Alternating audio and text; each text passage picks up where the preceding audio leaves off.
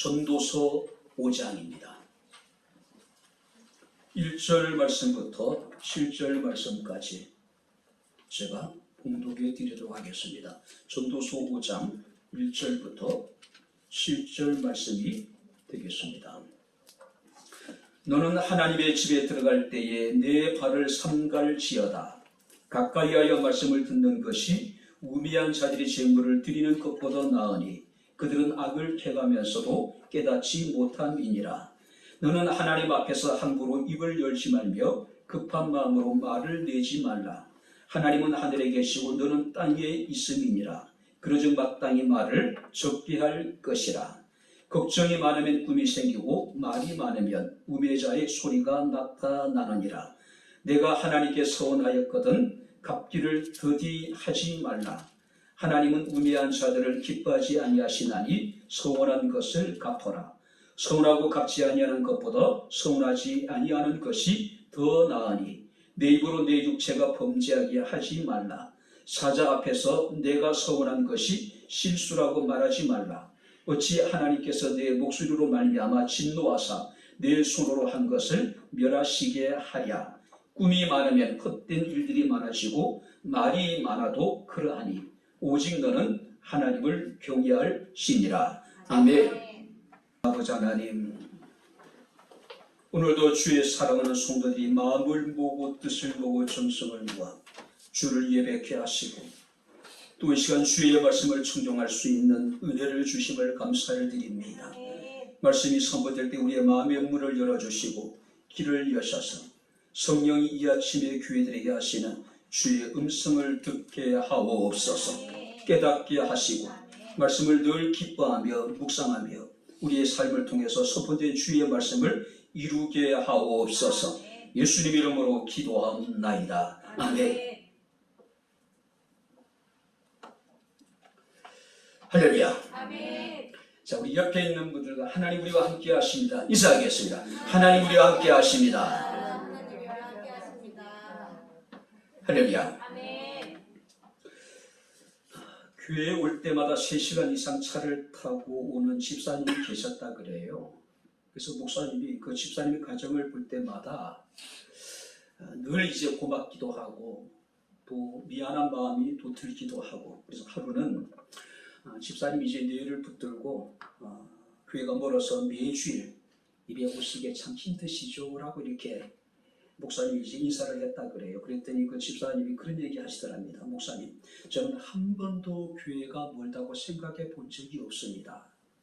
우리 집이 멀 뿐이죠. 생각의 차이죠.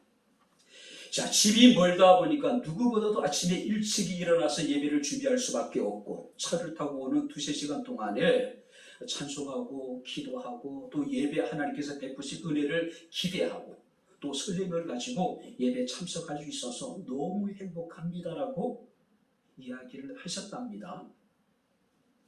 우리가 시편 122편 1절 말씀을 보게 되니까 사람이 내게 말하기를 여호와의 집에 올라가자 할 때에 내가 기뻤도다. 다윗의 시예요. 사람들이 내게 이르기를 우리가 함께 여호와의 집에 올라가자 할 때에 하나님의 집에 올라갈 것을 생각만 해도 그 마음이 기뻤고 그 마음이 즐거웠고 그 마음이 가슴 벅찼다는 이야기예요. 오늘 우리의 예배가 기쁨이 될 수 있기를 주님 이름으로 축원합니다. 할렐루야. 하나님을 가까이함이 내게 복이라고 이야기합니다. 하나님을 가장 가까이 할 수 있는 방법이 뭘까요? 예배 아닐까요? 자, 오늘 우리는 이제 전도서 5장 말씀을 살펴보게 됩니다. 전도서는요, 다윗의 아들이었던 솔로몬의 여러분들이 글입니다. 전체적으로 이 전도서의 주제가 뭡니까? 해 아래서 행하는 모든 것이 헛되고 헛되며 헛된 것이다. 인생의 허무에 대해서 이야기를 합니다. 그런데 이 인생의 허무라고 하는 것이 왕으로서 지혜자로서 세상의 모든 것을 다 경험했던 인물이잖아요. 자신의 경험을 통해서 바로 이 솔로몬은 새 아래서 행하는 모든 것이 헛되다라고 지금 규정을 하고 있는 겁니다. 세상의 어떤 권력으로도 어떤 부와 명예와 지식과 지혜를 가지고도 이 인생의 허무함을 우리가 극복할 수가 없다라고 하는 이야기예요. 자, 그런데 솔로몬이 말하고 있는 이 허무라고 하는 것은 긍정적인 어떤 결과를 추구하기 위한 의도적인 결론이라는 거예요. 다시 말해서 이제 솔로몬이 앞으로 제시하게 될 바로 긍정적인 결과에 대해서 누구도 부인할 수 없도록 만들기 위해서 자신의 경험을 통해서 인생은 허무다라고 규정을 하고 있는 거예요. 그리고 오늘 이제 우리가 5장 1절부터 쭉 말씀을 보게 되면은 해 아래서의 행하게 되는 인생의 허무를 우리가 어떻게 극복할 수 있을 것인가를 지금 우리에게 교훈해 주고 있는 거예요. 자, 1절 말씀 우리 다시 한번 같이 읽겠습니다. 너는 하나님의 집에 들어갈 때에 내 발을 삼갈지어다. 가까이 하여 말씀을 듣는 것이 우매한 자들이 제물을 드리는 것보다 나으니 그들은 악을 행하면서도 깨닫지 못함이니라. 인생의 허물을 극복하는 방법은 뭡니까? 우리가 여호와의 집에 올라가서 여호와를 경외함으로 참된 예배를 드리고 올바른 기도를 드리고 또 말씀과 우리의 삶이 하나가 되는 은행이 일치되는 삶을 살아갈 때에 우리 인생의 허무함을 극복할 수가 있다는 거예요. 사람들은 지금도 배고프다고 이야기하잖아요.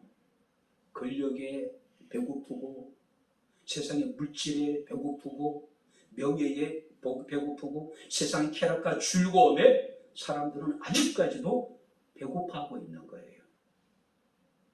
우리가 얼마나 많은 것을 소유해야지 인생의 이 허물을 극복할 수 있고 인생의 이 갈급함을 우리가 해결할 수 있을까요? 솔로몬은 모든 것을 경험해봤지만은 허무하다는 거예요. 자, 그런데 그런 인생의 허물을 극복하는 방법이 뭐냐면은 결국은 뭐예요? 여호와를 경외함으로 여호와의 집에 우리가 들어가게 될 때에 우리는 세상의 인생의 허물을 극복할 수 있다라고 하는 거예요. 특히 1절 말씀을 보게 되면은 하나님의 집에 들어갈 때라고 이야기합니다. 이 하나님의 집은 하나님이 임재하시는 곳이죠. 하나님이 자신의 백성들을 만나는 것이고 하나님이 자신의 백성들의 기도에 대해서 응답하시는 것이고 하나님이 당신의 백성들에게 은혜를 베푸시는 곳이 하나님의 집입니다. 열왕기상 8장 11절 말씀을 보니까 여호와의 영광이 충만한 곳이고 열왕기상 9장 3절 말씀을 보게 되면은 하나님의 마음과 하나님의 시선이 머무르는 곳이 어디입니까? 하나님의 집이라고 하는 거예요. 세상에 얼마나 화려한 건물들이 많습니까? 웅장한 건물들이 많이 있으니까.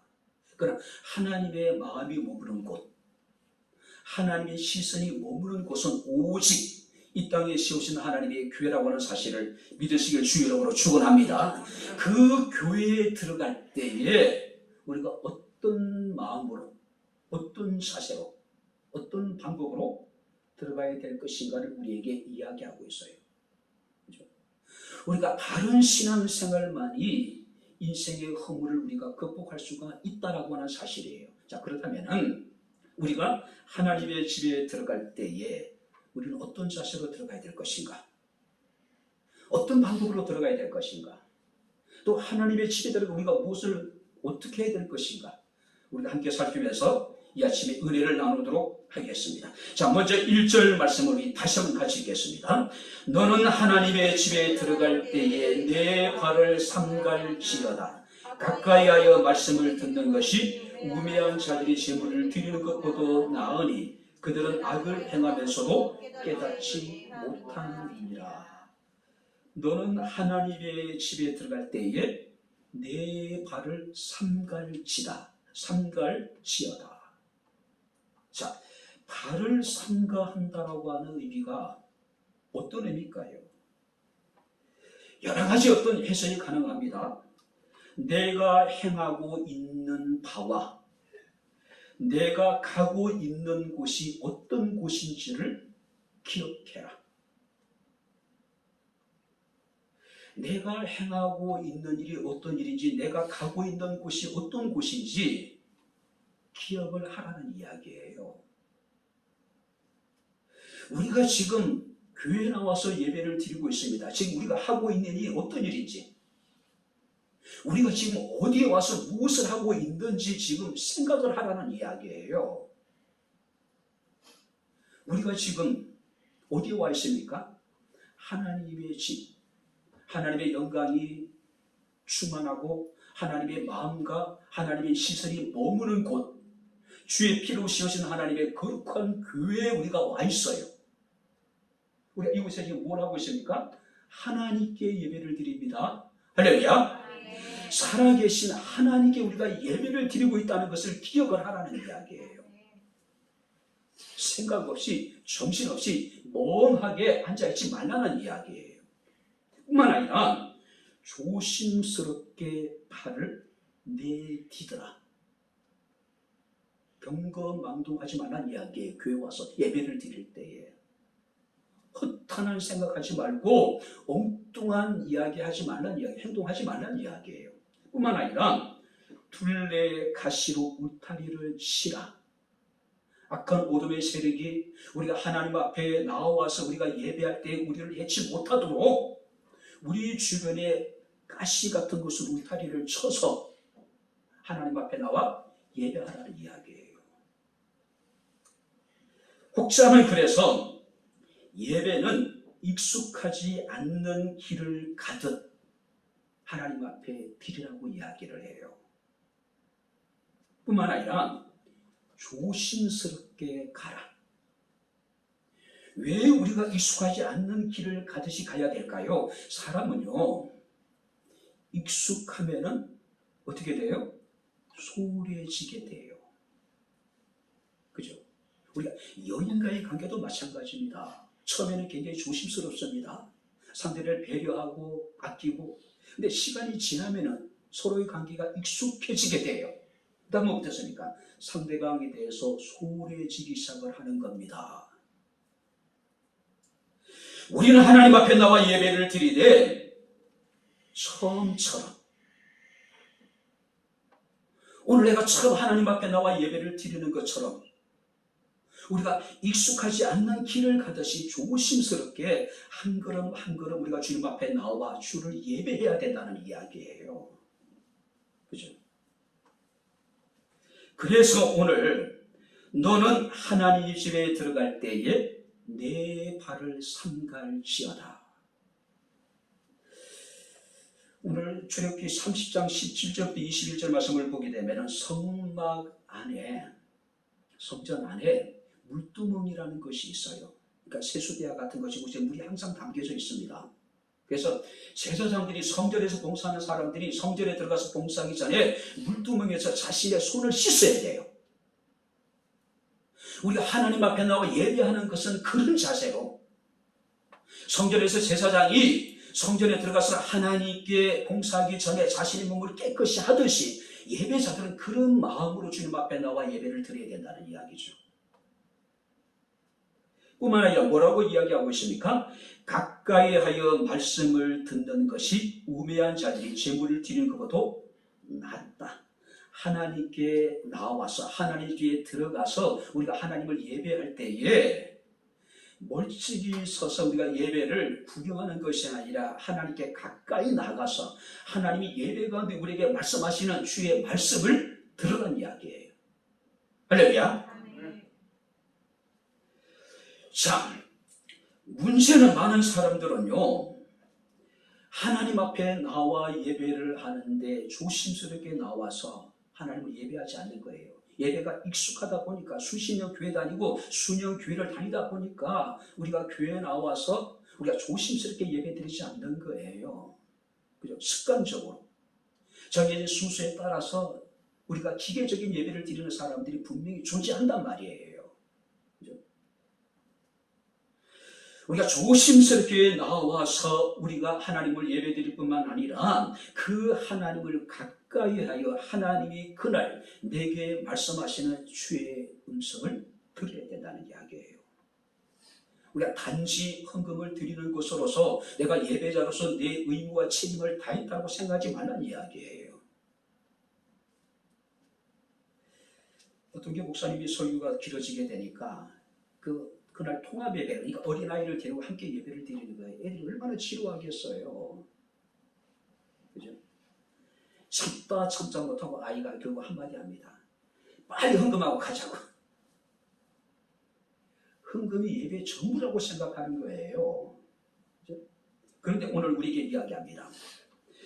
하나님을 가까이어 말씀을 듣는 것이 우매한 자들이 재물을 드리는 것보다 낫다. 의미 없이 믿음이 없이 습관적으로 우리가 하나님 앞에 헌금을 드리는 것보다도 하나님을 가까이어 하나님의 말씀을 듣는 것이 훨씬 더 좋은 것이라고 이야기하고 있는 겁니다.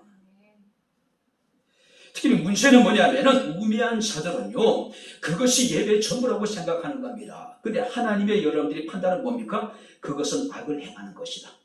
믿음이 없이 나와서 헌금을 드리는 것으로서 내가 예배자로 책임을 다했다고 생각하고 조심성 없이 신중하지 못한 예배를 드리는 것은 하나님께서 악을 행하는 것이다. 그게 악이라는 거예요. 그러니까 믿음이 없이 행하는 것, 습관을 쫓아 행하는 예배는 악이래요. 자, 근데 문제는 뭡니까? 우매자들은 그것이 악을 행하면서도 그것이 악이라고 하는 사실을 깨닫지 못하는 거예요. 그렇죠? 이사야서 1장 11절부터 16절 말씀을 보게 되면 여호와께서 말씀하시되 너희의 무수한 재물이 내게 무엇이 유익하뇨? 우리가 드리는 엄청난 헌금을 하나님 앞에 드린다 하더라도 그것이 하나님께 무슨 의미가 있겠어요? 하나님이 그렇게 가난한 분이실까요? 하나님이 돈에 목말라하시는 그런 분이실까요? 아니란 말이에요. 나는 순양의 번제와 살찐 짐승의 기름에 배불렀고 나는 수송아지나 어린 양이나 순염소의 피를 기뻐하지 아니한다. 그래서 말씀하십니다. 너희가 내 앞에 보이러 오니 그것을 누가 너희에게 요구하였느냐? 믿음이 없이 습관적으로 너희가 내게 나와서 제사를 드리고 예배를 드리는데 누가 너희에게 그런 제사를, 그런 예배를 드리라고 얘기했느냐? 그리고 말씀하십니다. 내 마당만 밟을 뿐이다. 성전 뜰만 밟고 돌아가는 것이지 그는 참된 예배를 드린 것이 아니란 이야기예요. 뿐만 아니라 하나님께서 말씀하십니다. 너희가 손을 펼 때에 내가 눈을 가리고 너희가 많이 기도할지라도 내가 듣지 아니할 것이다. 너희가 하나님께 손을 내밀어 도와달라고 해도 하나님 눈을 감아버리겠다는 거죠. 너희가 많이 내게 기도할지라도 내가 너희 기도에 대해서 듣지 않을 것이라고 이야기하고 있는 겁니다. 우리가 경계해야 될 건요, 지금 우리가 드리는 이 예배도 어리석은 우매자의 예배가 될 수가 있다는 거예요. 지금 우리가 드리는 이 예배도 악한 예배가 될 수가 있다는 거예요. 어떤 사람에게는 온전한 예배가 될 수 있겠지만 하나님이 기뻐하시는 참 예배가 될 수 있겠지만 어떤 사람들에게는 우매한 어리석은 예배가 될 수 있을 것이고 악한 예배가 될 수가 있을 거예요. 그 여러분 자신에게 달려있는 거예요. 바라건대 우리의 예배가 하나님이 찾으시고 하나님이 기뻐하시는 온전한 예배 될 수 있기를 주 이름으로 축원합니다. 아무 준비 없이 습관적으로 드리시는 예배 순서 하나하나마다 정말로 온 마음을 쏟아드리는 것이 아니라 예배를 드리면서도 하찮은 세상 일에 계속해서 미어 있는 거예요. 그들은 예배를 하찮게 여기는, 예배를 멸시하는 사람들입니다. 말씀을 들어도 그 말씀의 참된 의미를 생각하지 않아요.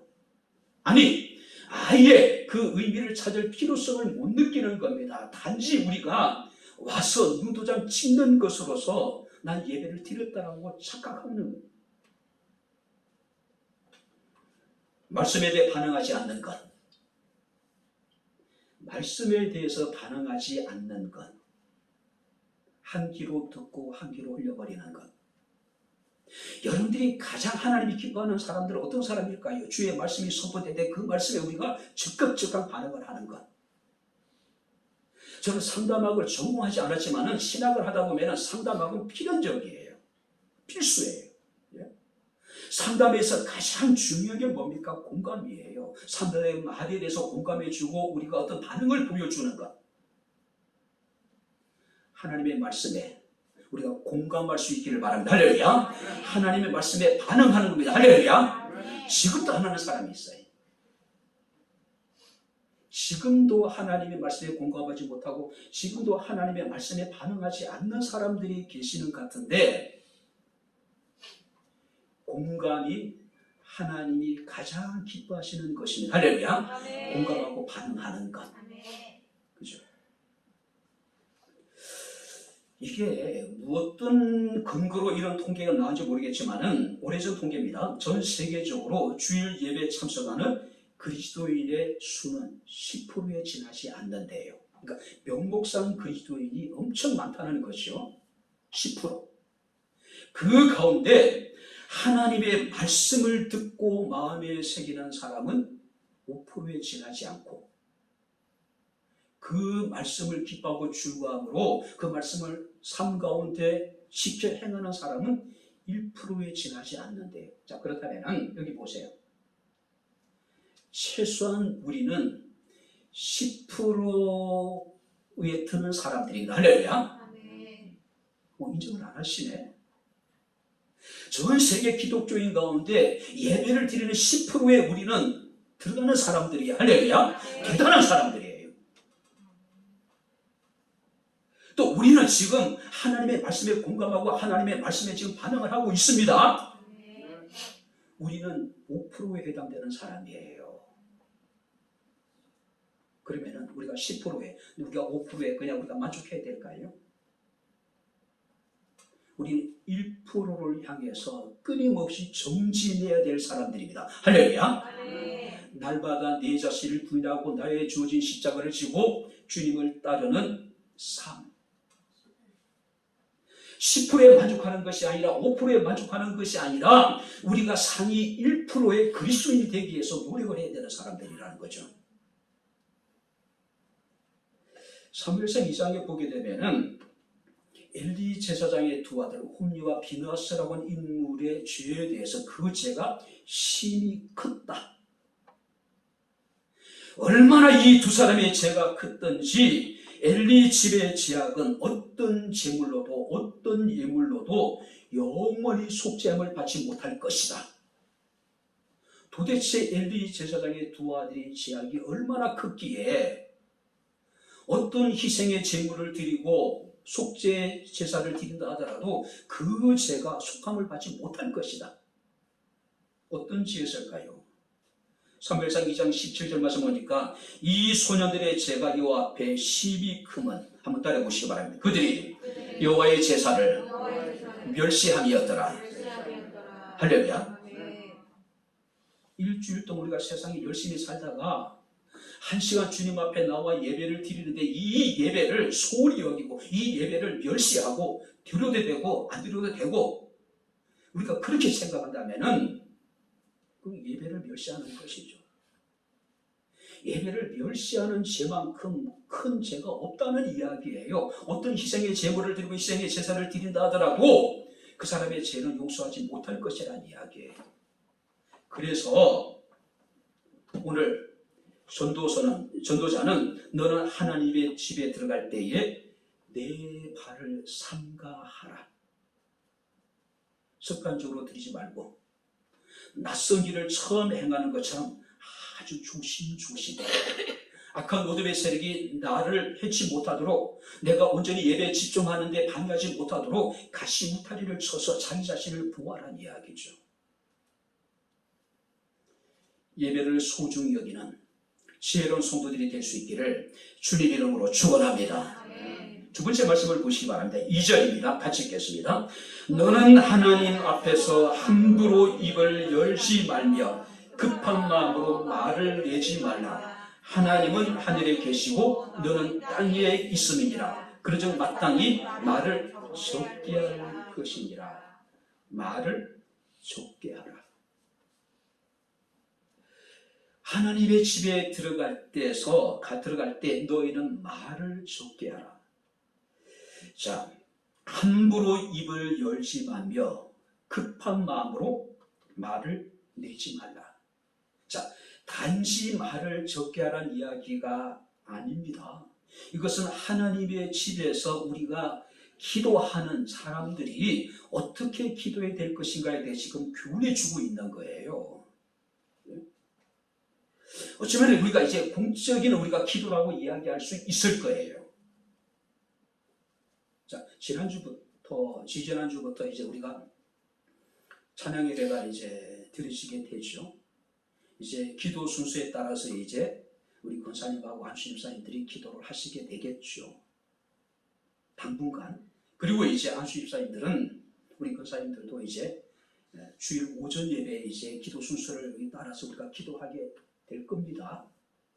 근데 기도하는 사람들은 하나님 앞에서 함부로 입을 열지 말고 급한 마음으로 말을 내지도 말고 말을 적게 하라. 말을 적게 하라. 자, 여기서 함부로 급한 마음으로 하지 말라는 이야기는 진정성이 담겨지지 않는 형식적이고 위선적인 기도에 대해서 지금 경고하고 있는 거예요. 왜요? 기도는 주권자이신 하나님께 드리는 기도입니다. 할렐루야. 장황하게 우리가 하나님 앞에 우리가 설명할 필요가 없다는 이야기예요. 그리고 충동적으로 순간순간 우리가 준비되지 않는 기도를 하나님 앞에 드리지 말라는 이야기예요. 야고보서 3장 2절 말씀을 보게 되면 우리가 다 실수가 많은 사람이라고 인정을 합니다. 그러나 만일 실수가 없는 사람이라면 그 사람은 온전한 사람이라. 우리가 사람과 관계 속에서 말을 많이 하다 보면 자신이 실수하게 되겠죠. 자신 허물이 드러납니다. 기도도 마찬가지란 이야기예요. 특별히 우리가 공중기도 하시는 분들, 대표 공적인 예배 기도하시는 분들은요, 준비된 기도만을 하나님 앞에 드리란 이야기예요. 너무 길게 하지 말고 함부로 기도하지 말고, 그죠? 이스라엘 사람들에게 있어서 가장 심각한 죄악이 뭘까요? 그들은요, 형식에 사로잡혀 있는 겁니다. 그들의 신앙생활이 타성에 젖어버린 거예요. 정말로 진정성을 갖지 못한 기계적으로 그들은 신앙생활을 하는 겁니다. 정해진 절기를 지키고 하나님 앞에 순서에 따라 예배를 드리고, 그죠? 또 기도를 드리고. 하나님 말씀하십니다. 너는 하나님 집에 들어갈 때에 함부로 입을 열지 말며 급한 마음으로 말을 내지 말고 말을 많이 하지 말아라. 우리가 3, 4, 1원이라는 이야기가 있죠. 3번 생각하고 한 번 말하고, 3, 4, 1행이라는 말도 있죠. 3번 생각하고 한 번 행동하라. 그리스도인이 하나님의 집에 들어와서는 물론 세상에 살면서도 마찬가지겠지만은 말과 행동에 있어서 굉장히 신중에 신중을 기하라는 이야기예요. 허투루 내뱉는 말이 없어야 된다는 이야기예요. 정말로 들었더니 심정으로 한마디 한마디 하나님 앞에 아뢰게 될 때에 길지 않는 기도를 하더라도, 그렇게 세련되지 못한 기도를 하더라도 하나님이 그런 사람들의 기도를 들으실 것이라는 이야기예요. 우리 교단에 굉장히 큰 교회가 있었습니다. 아주 오래된, 저도 전도사 때 들었던 이야기예요. 담임 목사와 장로들과의 어떤 갈등. 결국 이제 이 목사님이 목회를 하지 못하고 이제 그 교회를 사임을 하고 다른 큰 교회로 이제 이렇게 임지를 옮기는 일이 있었습니다. 저도 들은 이야기예요. 제 선배 전사님이 이제 목사님 되시지만은 그 교회 전도사로 계셨어요. 근데 예배 중에 일어난 일을 와서 소개하는데 충격이었습니다. 목사님에 대해서 가장 적대적인 그 이제 장로가 그날 대표 기도를 하는데요.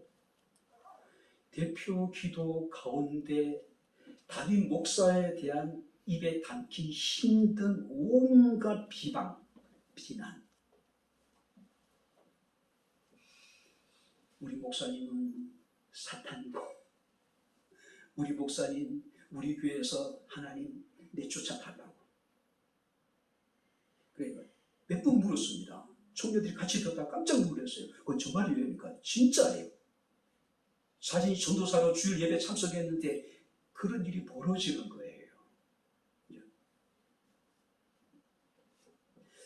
우리 교회 어떤 교회 큰 교회가 있는데 목사님하고 어떤 관계가 불편하신 분이 이제 대표 기도를 하시더래요.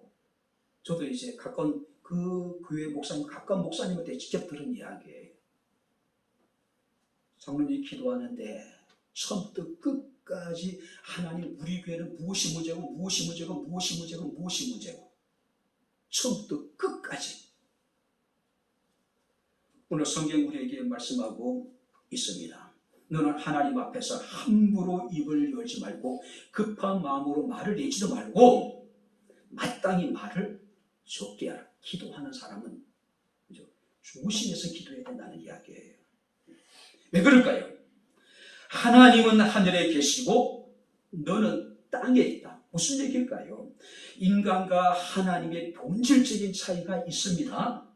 하나님은 영원하신 분이고 하나님은 창조주 하나님이시고 하나님은 하늘에 계신 분이기 때문에 우리는 땅의 피조물이다. 그죠? 너희는 창조주 하나님께 기도하면서 너희는 경거망동하지 말고 함부로 입을 놀리지 말고 급한 마음으로 말을 내지도 말고 마땅히 말을 좀 적게 해라. 하나님 다 아신다는 이야기죠. 그죠?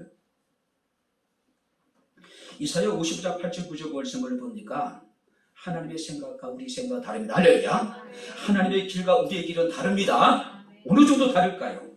하늘이 땅보다 높은 같이 하나님의 생각과 하나님의 길은 우리의 생각과 우리의 길보다 훨씬 더 높습니다.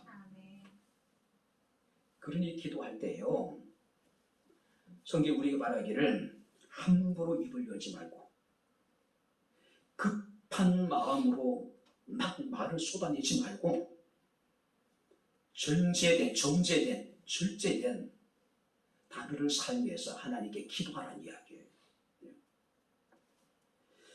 우리는 기도가 얼마나 소중한 것인지, 얼마나 하나님 앞에 귀한 것인지 우리가 인식을 해야 돼요. 요한계시록 5장 8절 말씀을 보게 되면은 내 생물과 24장로들이 그 어린 양 앞에 엎드려 각각 금은과 향이 가득한 금 대접을 가졌으니 이 향은 성도들의 기도다.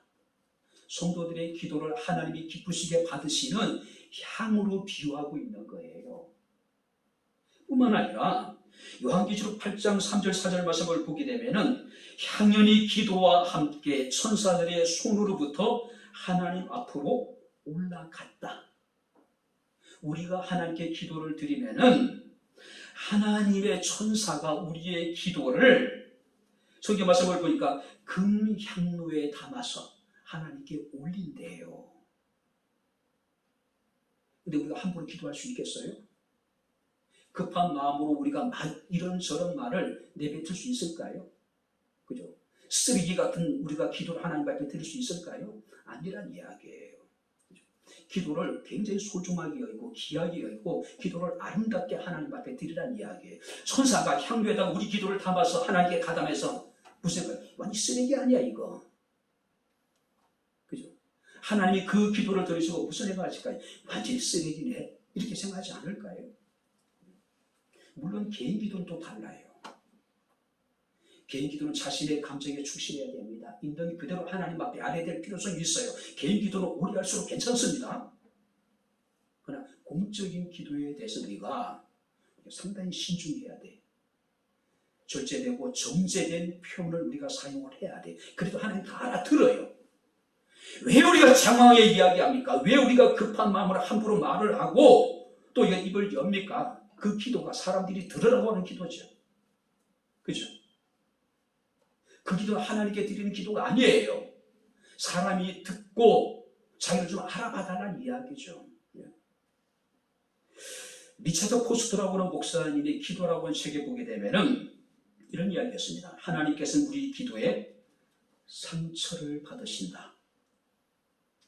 아니, 하나님이 우리가 드리는 기도로 인해 상처를 받으신대요. 여러분들 자식들이 생각 없이 내뱉는 말들 때문에 부모들이 정말로 많은 상처를 받잖아요. 제가 그랬던 것 같아요.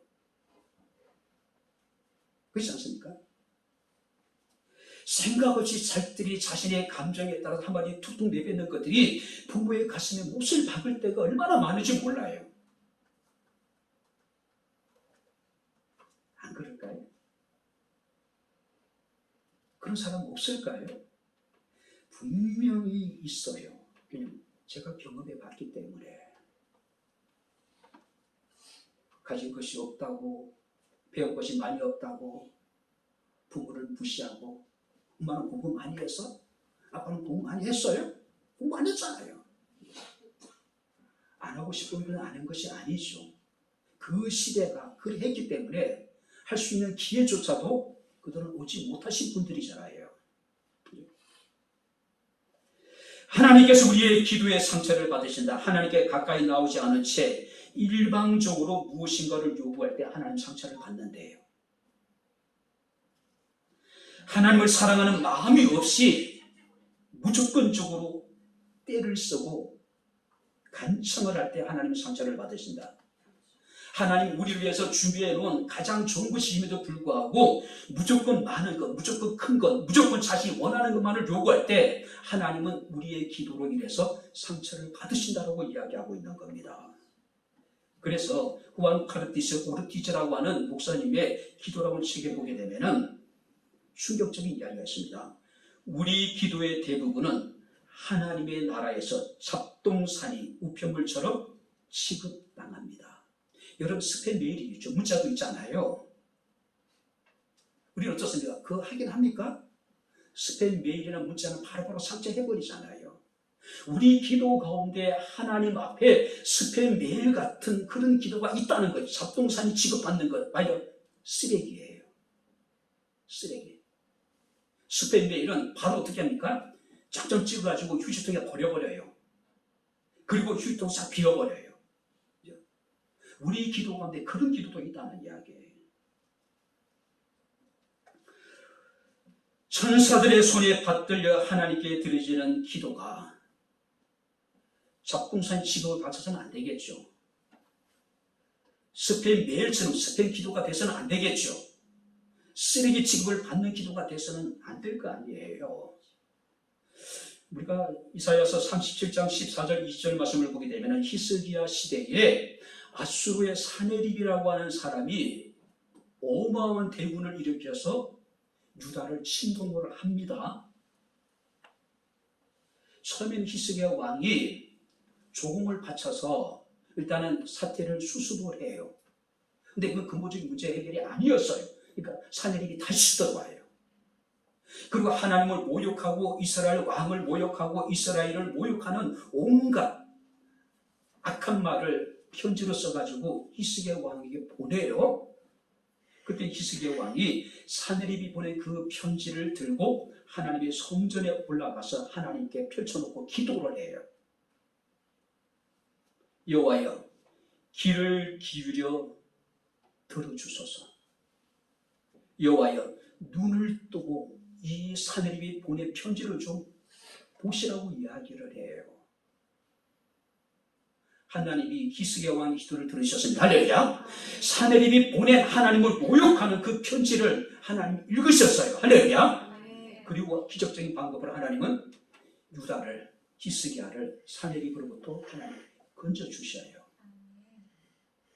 우리의 기도가 쓰레기가 돼서는 안 되겠죠. 하나님이 잡동사니 취급하는 그런 기도가 돼서는 안 되겠죠. 읽지도 않고 쓰레기통에 휴지통에 던져지는 그런 기도가 돼서는 안 되겠죠. 하나님이 보시고 하나님이 들으시고 응답하실 만한 참 기도가 우리에게 있게 되기를 주님 이름으로 축원합니다. 그래서 하나님 앞에서 함부로 입을 열지 말고 급한 마음으로 말을 내지 말고 마땅히 말을 적게 하라. 바리새인들은 중언부언하죠. 한 말도 하고 한 말도 하고 한 말도 하고. 왜 그럴까요? 예수님이 책망했습니다. 저들은 말을 많이 하여 하나님이 들으신 줄 알고 있다고 이야기를 해요. 아니라는 거죠.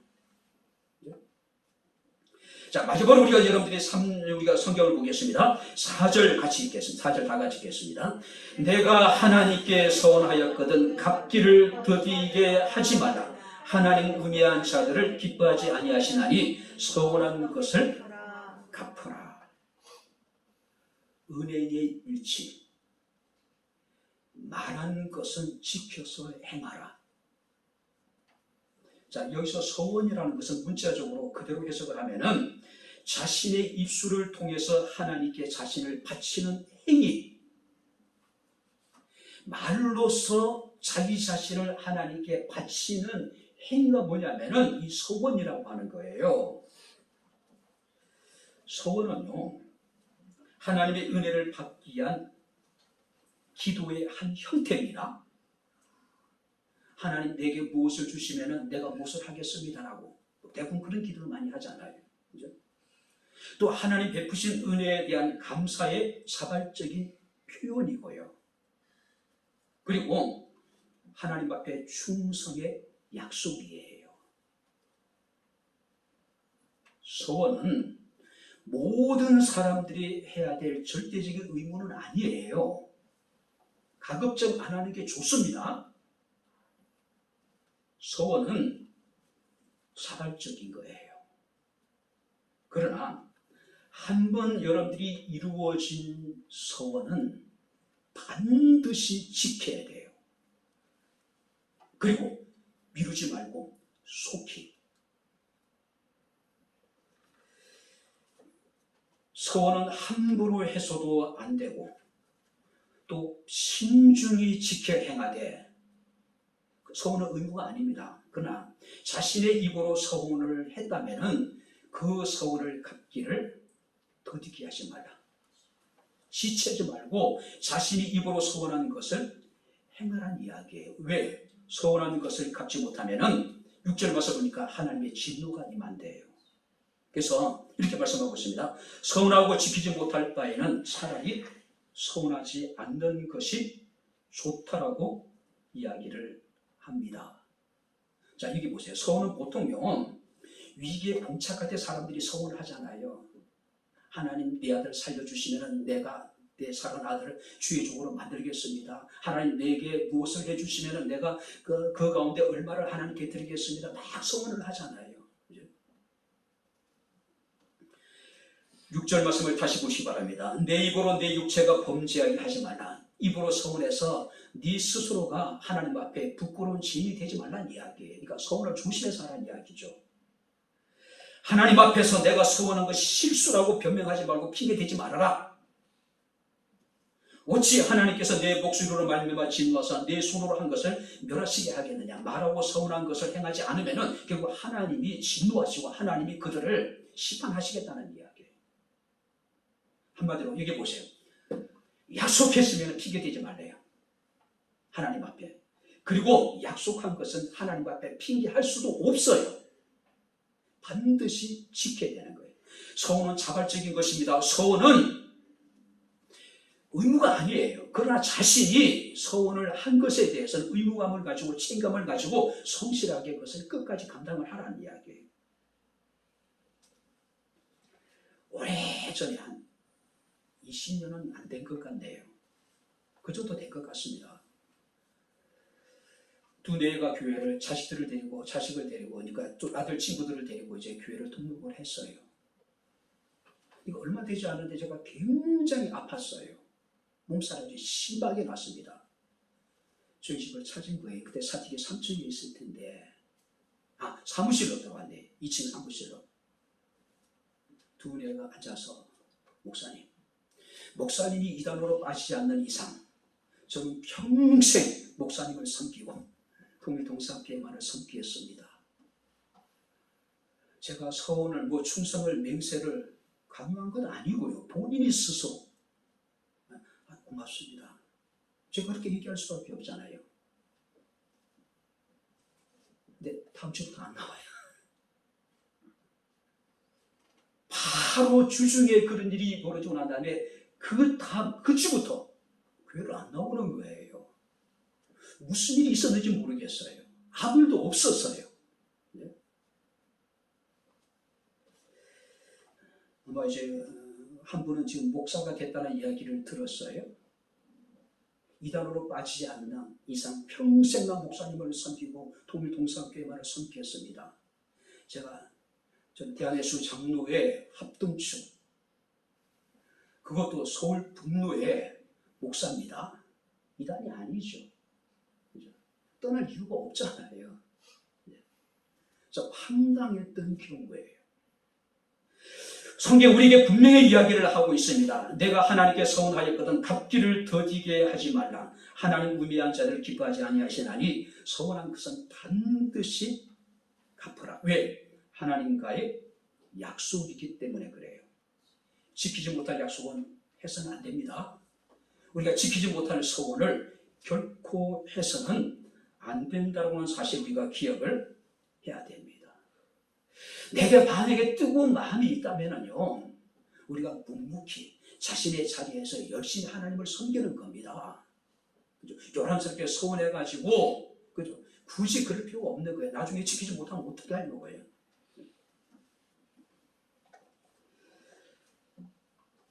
참된 예배자로서, 진실한 기도자로서 자신이 맡긴 일에 묵묵히 감당해 나가는 거예요. 그러면 하나님께서는 그런 사람을 기뻐하십니다. 그런 사람이 그런 부담을 주시고, 그런 사람들이 그런 열망을 주실 것이고, 그런 사람들은 하나님을 위해서 내가 무엇을 할 것이고 고민하게 될 것이고, 기도하게 될 것이고, 또 그들은 하나님 앞에 마음으로 다짐하게 될 것이고, 그죠?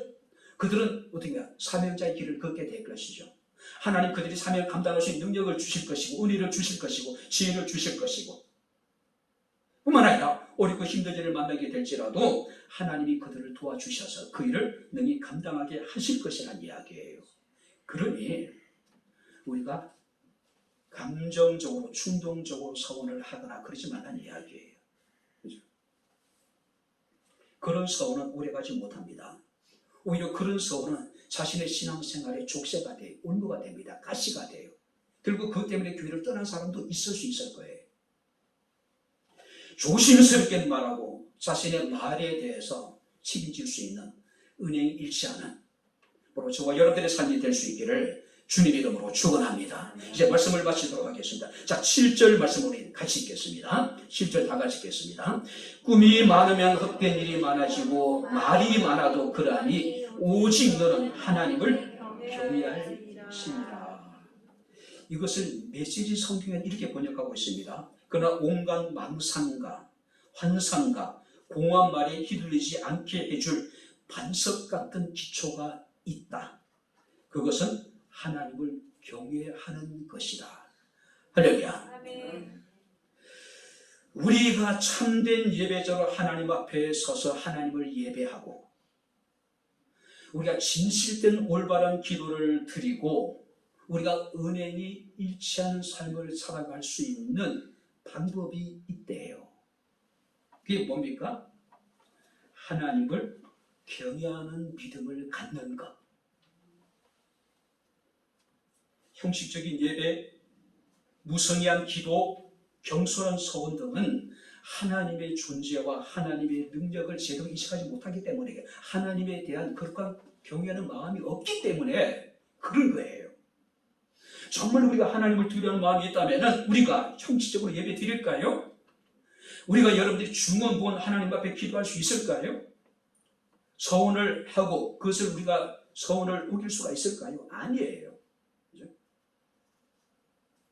하나님을 경외하는 믿음을 가지게 될 때, 하나님을 두려워하게 될 때 우리는 참된 예배를 드릴 수 있을 것이고 진실한 기도를 드릴 수 있을 것이고 은혜에 일치하는 삶을 살아갈 수가 있을 것이라고 하는 사실입니다. 바랍니다. 하나님의 집에 들어갈 때에 내 발을 삼가라. 내가 무엇을 지금 하고 있는지 이 시간 우리가 지금 어디에 있는지를 한번 생각해 보라는 거죠. 자, 이게 보세요. 자, 정신 차리시고 지금 우리 어디에 있습니까? 우리 어디에 있어요? 반응이 안 보이시네. 우리 지금 어디에 있어요? 하나님의 집에 있습니다. 할렐루야. 우리 지금 뭘 하고 있습니까? 살아계신 하나님께 예배를 드리고 기도를 드리고 있는 사람들이에요. 기억하래요. 내가 지금 어디에서 내가 지금 무엇을 하고 있는지 좀 제발 좀 기억하래. 그러니까 예배를 소홀하게 여기지 말라는 이야기죠. 신중하게 드리라는 이야기예요. 조심스럽게. 익숙한 예배가 아니라 늘 처음 낯선 길을 가는 것처럼 두렵고 떨림으로 내가 처음 교회 나와서 예배를 드리는 것처럼 우리 주위에 가시무탈리를 쳐서 악한 어둠의 세력이 나를 해치 못하도록 그렇게 예배하고 그렇게 기도하고 그런 사람들이 결국 은행이 하나 되는 삶을 살아갈 수가 있을 것이라고 말씀을 하고 있습니다. 바랍니다. 여호와의 집에 들어갈 때 어떤 자세로 들어가야 될 것인가? 여호와의 집에서 우리가 무엇을 해야 될 것인가? 여호와의 집에서 참된 예배를 드리고 하나님 앞에 진실한 기도를 드리는 삶은 어떤 삶일까? 말과 행동이 하나가 된 일치가 되는 삶이 아닐까요? 바로 저와 여러분들의 삶이 될 수 있기를 주님 이름으로 축원합니다. 기도하겠습니다. 하나님 아버지, 하나님의 은혜와 사랑을 진심으로 감사를 드립니다. 오늘도 저희들에게 복된 날을 허락하여 주시고 살아계신 하나님의 집에 나와 마음을 모으고 뜻을 모으고 정성을 모아 주를 예배하며 주께 기도하며 우리의 마음의 아버지 하나님 이 시간 중심을 여호와께 토로할 수 있는 은총을 내려주신 아버지 하나님이여 감사합니다. 우리 입술의 모든 말과 우리의 마음의 묵상이 주께 연락되기를 원합니다. 우리가 고백하고 하나님 말씀에 반응하고 우리가 아버지 하나님 시간 말씀을 기뻐하는 것처럼 우리의 삶을 통해서 이 말씀이 우리의 삶 가운데 온전케 되어지게 하옵소서. 오늘도 함께 하신 주님을 찬양합니다. 주님 감사합니다. 예수님 이름으로 기도합나이다. 아멘.